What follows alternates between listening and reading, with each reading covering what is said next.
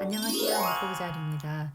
오늘은 제가 작년에 못했기 때문에 2년 만에 직소 활동을 대면 수업에서 시도하면서 겪었던 경험들을 모아서 이제 실패 방지 팁들을 좀 가지고 와봤습니다. 그 2년 동안 직소 수업을 못하는 동안 제가 학교가 바뀌었는데 무기력한 학생들 수가 조금 늘었고 밤마다 모둠 내에서도 학습 격차가 커졌어요. 직소를 도입하기 전에 정말 고민이 많았어요. 왜냐면은 어쨌든 한 명이 그 부분을 책임을 지고 조언 아이들에게 설명을 해야 하는데 그 발표자가 맡은 부분 설명을 못해서 구멍이 뻥뻥 날 것 같아서 진짜 걱정이 태산이었어요. 그냥 올해는 직소를 하지 말까라는 생각도 많이 하다가 결국은 다시 새롭게 시작하는 마음으로 도전을 해보았습니다. 그 대신 제가 진행 방법을 정말 다듬고 수정할 것들이 많더라고요. 결론은 무난하게 이 활동을 잘 마칠 수 있었습니다. 당연히 원래 활발한 편이었던 일부 반에서는 이제 자신이 직접 선생님이 된다는 상황 설정을 처음에 황당해 하면서도 즐겁게 수업을 즐길 수 있었고, 제가 특히 걱정을 많이 했던 제가 맡은 5반 중에 가장 무기력한 반 아이들이 있어요. 그러한 친구들조차도 평소보다는 훨씬 더 열심히 참여하는 태도를 보여서 한숨을 돌렸어요. 전반적으로는 예전 학교만큼 막 폭발적인 반응으로 예전에 제가 유튜브에 직소를 올렸던 것처럼 그렇게 참여하지는 않았지만 그래도 차분한 가운데서도 적극적으로 참여를 하였습니다. 직소의 특징이 자신의 과제가 확실히 부여되므로 결코 아무것도 안 하고 쉬고 있을 수가 없잖아요. 자기가 하지 않으면 친구에게 피해가 가기 때문에 안 할 수가 없는 구조죠. 하지만 교사의 다양한 전략이 필요한 건 사실 같아요. 제가 이렇게 열심히 고민해서 적용했던 것들을 저도 좀 있으면 잊어버릴 게 뻔해서 이렇게 좀 자세히 기록을 해보기로 마음을 먹었습니다. 올해는 그 학습 수준이 낮아졌다고 가정을 하고 그전에는 A, B, C, D 4파트로 한 조를 구성을 했지만 이번에는 한 조에 4명이지만 3파트 A, B, C로 진행을 했습니다. 사실 제가 처음 시도한 1과 본문 구성 자체가 A, B, C이기도 했지만 2명이 한 파트를 나눠서 하도록 하기 위함이 더 컸어요. 그래서 4명에게 A, B, B, C 아니면 A, B, C, C 이런 방식으로 나눠줬습니다. 자, 두 번째를 보시면 학습지를 좀 더 쉽게 제가 설명하지 않아도 아니면 구구절절 학습지에 어떤 순서로 학습하라라고 써놓지 않아도 그냥 눈에 잘 들어오는 구성으로 좀 더 고민을 해봤는데 이런 식으로 작성을 했어요. 먼저 사이즈는 지금 중학교 1학년 학생들이니까 방금 졸업한 아이들이잖아요. 이 학생들이 부담을 덜 느끼도록 학습지 사이즈를 전부 다 크게 제작을 했어요. 그래서 제가 2년 전에는 B4 사이즈의 A, B, C, D 4페이지를 다 넣었었어요. 그래서 그렇게 3페이지지만 B4에다가 앞뒷면으로 하려다가 아무래도 초등학교 졸업한 지 얼마 안 된 아이들에게 글자 크기가 좀 작을 것 같아서 A4 사이즈로 양면으로 3페이지 총 2장을 뽑았고 자기가 책임지는 파트를 알아보기 쉽도록 제가 아까 앞에 보여드린 것처럼 형광펜으로 직접 색칠을 했습니다. 그리고 학습지를 위에서부터 아래로 쭉 순서대로 진행하면 되도록 학습지의 배열을 수정하였어요. 재작년에는 왼쪽에서 오른쪽, 아래 이런 식으로 구성이 되어 있는데 이번에는 그냥 위에서 아래로 쭉 순서대로만 하면 되도록 순서는 단어, 그 다음에 해석, 그 다음에 문법, 그리고 마지막으로 이해도 점검 이런 식으로 해보았습니다.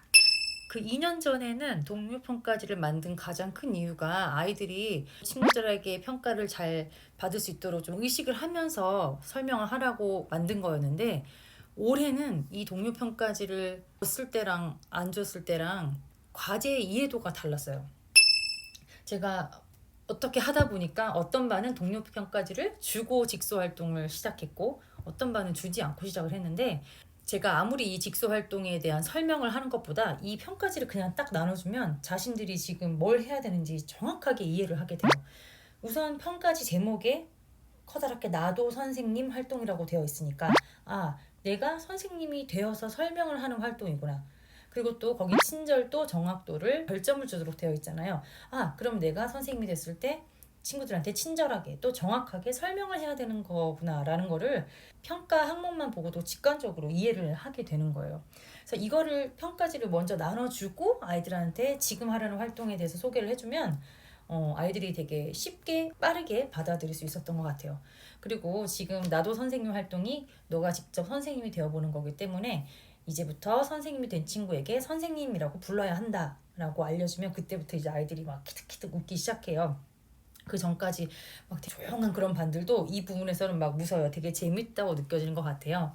근데 이제 아이들이 의외로 이 상황 설정을 되게 즐겨서 선생님이라고 꼬박꼬박 부르고 높임말도 대부분 해요. 그리고 선생님인 친구는 이제 교사의 권한으로 마음껏 친구에게 발표를 시키고 질문을 하도록 해요. 이제 중요한 것은 절대로 내가 선생님이 되었을 때 내가 채운 학습지를 친구한테 직접 보여주지 말고 말로 설명해야 된다는 건데 줄줄줄 답만 읽어주면 지루하고 그 배워가는 의미가 없어지니까 최대한 친구들한테 이것저것 질문해서 답을 채워나가는 방식으로 하도록 합니다. 선생님의 권한이잖아요. 그러니까 내가 다 설명하면 나도 힘드니까 친구들을 그냥 내 권한으로 시키는 거죠. 막 시켜서 틀리면 알려주는 정도로만 수업을 진행해도 아이들이 그 상황에서 배움이 일어날 수 있는 것 같아요. 지금 소개해드릴 4번은 이제 영어 실력이 많이 부족해서 힘들어하는 친구들을 좀 배려하기 위해서 해본 방법인데요. 첫 발표자인 A 학습지를 좀 이렇게 잘한다고 제가 썼지만 잘한다기보다 적극적인 학생에게 나눠주시는 게 좋아요. 제가 직소 활동을 시작하면서 가장 처음 하는 절차는 학생들에게 조별 각 조에 직접 제가 가서 A, B, C 학습지를 나눠주는 일이에요. 근데 그때 제가 정말 머리를 빠르게 굴려서 아이들한테 학습지를 나눠줘야 돼요. 그래서 학습지는 제가 미리 A, B, C 이렇게 다 형광펜으로 표시를 해놨잖아요. 근데 제가 가장 적극적인 학생에게 A를 나눠주는 거죠. 꼭 공부를 아주 잘할 필요는 없어요. 하지만 성격이 적극적이어야 될 것 같아요.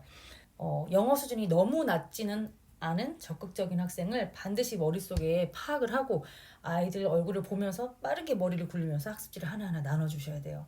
근데 제가 처음에 이 활동을 할 때 일과였기 때문에 3월이어서 아직 아이들 파악이 조금 덜 돼서 진짜 어려웠어요. 하지만 최대한 티 안 나게 A 학습지는 적극적인 학생에게 나눠줬습니다. 좀 무기력하거나 아니면 영어 실력이 이제 하로 볼 수 있는 그런 학생들한테 A를 별 생각 없이 나눠주는 경우에는 나중에 전문가 집단 모임이 끝나고 원래 그룹으로 돌아가서 조원들에게 설명을 할 때 첫 시작부터 되게 발표 자체를 하기 싫어하거나 아니면 그 스타트하는 그 사실이 부담스러워서 발표 자체를 거부하려고 하다가 분위기 전체가 되게 삭막해지는 경우가 많았어요. A 학생이 되게 무난하게 좀 긍정적으로 밝은 분위기로 스타트를 끊어주면 이제 그 학생이 발표 아니면 설명한 방식이 모범 예시가 돼서 나머지 학생도 자신의 차례에 어느 정도는 그것과 비슷하게 따라갈 수가 있거든요.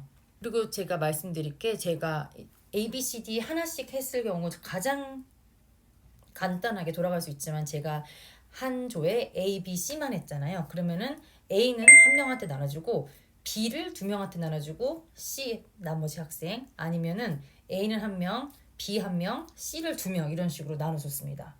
만약에 A 발표부터 두 명에게 나눠줘서 두 명이 한 파트를 나누면 뭔가 시작부터 복잡해지기 때문에 혼자서도 충분히 한 파트를 책임질 수 있는 학생에게 A를 주는 게 중요해요. 이 5번 내용입니다. 한 조에 영어 성취도가 조금 부족한 학생이 2명 정도 되는 경우는 그 학습지를 같은 학습지를 그 2명에게 모두 나눠주는 거예요. 예를 들어 가장 적극적인 학생한테 A를 나눠주고 한 중간 정도 되는 학생에게 B를 나눠주고 이제 가장 부족한 학생 2명에게 C를 둘 다 나눠주는 거죠. 그래서 마지막 C가 발표할 때는 그 C 학생 2명이 한 페이지를 나눠서 발표를 해서 이렇게 좀 마음의 부담을 줄여주는 거예요. 그래서 자유롭게 파트를 나누도록 했더니 이제 어떤 조는 만약에 C가 2명이다 그러면은 첫 번째 C가 위에서부터 중간까지 내용을 발표하고 나머지 학생이 나머지 반을 발표하는 경우도 있었고 어떤 조는 C 2명이 그냥 딱 한 줄씩 번갈아 가면서 쭉 발표를 같이 하기도 했어요. 어떤 조에서는 2명이 한 파트를 맡았는데 그 조에는 이제 둘 다 잘하는 학생이 두 파트를 맡은 거예요.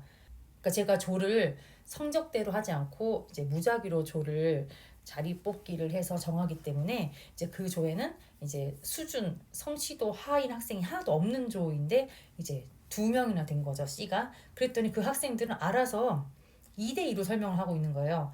이제 어떻게 된 건지 물어보니까 C가 2명인데 둘 다 충분히 잘할 수 있는 학생들이다 보니 얘네들은 굳이 파트를 나눠서 발표하지 않고 아예 저희 1대1 개별 과외해요 이러면서 그 남학생은 다른 남학생, 여학생은 다른 여학생을 이렇게 직접 한 명씩 데리고 책임지고 설명을 하더라고요. 이렇게 자유롭게 파트를 나누라고 했더니 이렇게까지 창의적으로 해서 되게 보기가 좋았어요.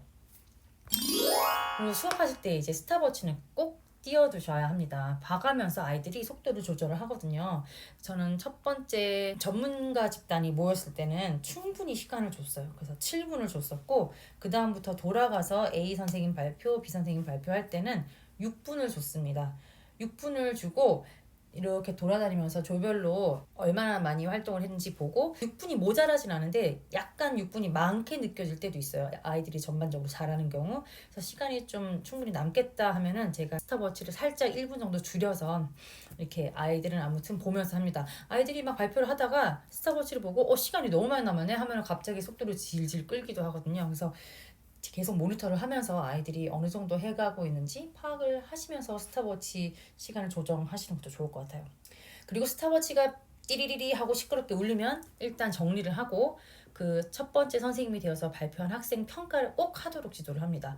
그래서 자, 지금 그 동료 평가지 작성하세요 라고 말을 해요. 그 시간은 한 1분이면 충분합니다. 뭐 별점 주고 한마디 평가하는 말을 쓰면 되는데 그 시간이 굉장히 짧지만 평가 시간이 주어지는 것과 또 아닌 것에 아이들이 활동을 대한 태도가 많이 달라지더라고요. 그래서 아이들이 적어낸 말들이 정말 재밌는 말들이 많았어요.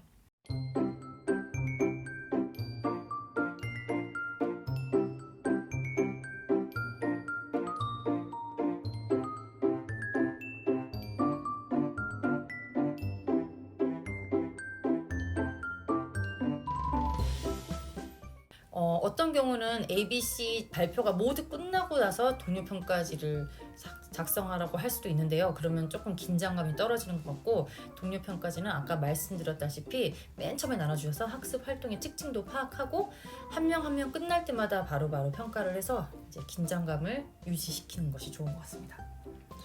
자, 예상치 못한 결석자가 발생할 때가 있어요. 만약에 지난 시간에 A, B, B, C 이렇게 4명을 나눠줬는데 그 조에 C가 1명인데 하필 이번 수업에 그 발표자가 결석을 한 경우는 3명이 있는데 발표할 사람이 없게 되죠. 자, 그러면은 그 A, B, B 3명이잖아요. 그 3명을 너희들은 이제 원정을 보내줄게. 자, 3명을 따로따로 하나씩 다른 조로 보내서 설명을 듣게 합니다. 예를 들어 지금 C가 없으니까 원하는 조에 갈 수 있는 특권을 줄게. 이렇게 얘기를 해서 자기가 친한 친구가 있는 조로 선택해서 갈 수 있게 하면 오히려 더 좋아해서 신나게 그 조로 건너가서 설명을 듣고 옵니다. 그 조로 갈 때 의자만 잠깐 옮겨서 거기서 잠깐 듣고 오라고 하면 됩니다.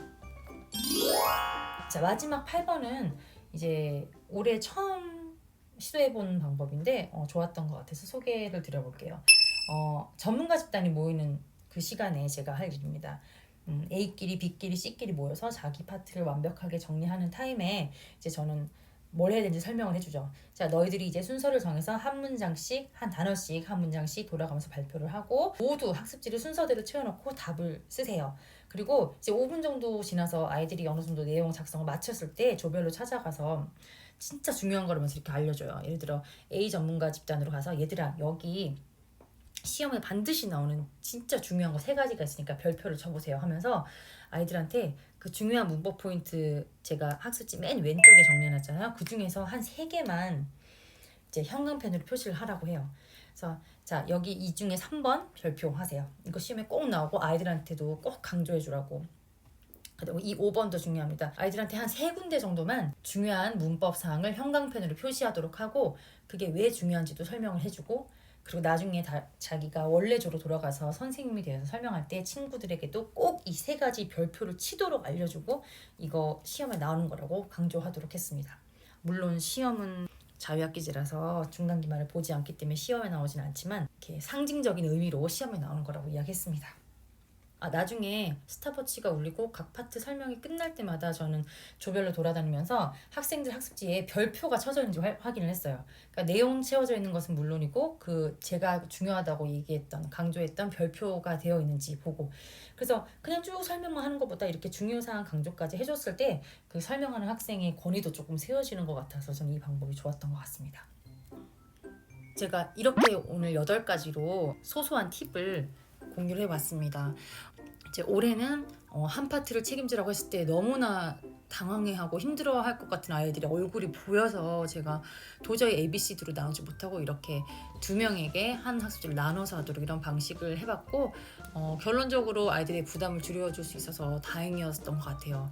조금 더 배려해서 수업을 설계했더니 그래도 무사히 직소를 끝낼 수 있었어요. 그 친구들이 완전히 포기하지 않고 그래도 참여를 해줬고 모든 친구들이 학습지를 잘 채울 수 있었습니다. 그래서 직소를 정말 도전해보고 싶으신 선생님들께서 이 영상을 보시고 정말 이런 경우 이런 대처가 가능하구나 이렇게 조금 도움이 되셨으면 정말 좋겠습니다. 그러면 선생님들 다음 영상에서 또 만나겠습니다. 안녕히 계세요.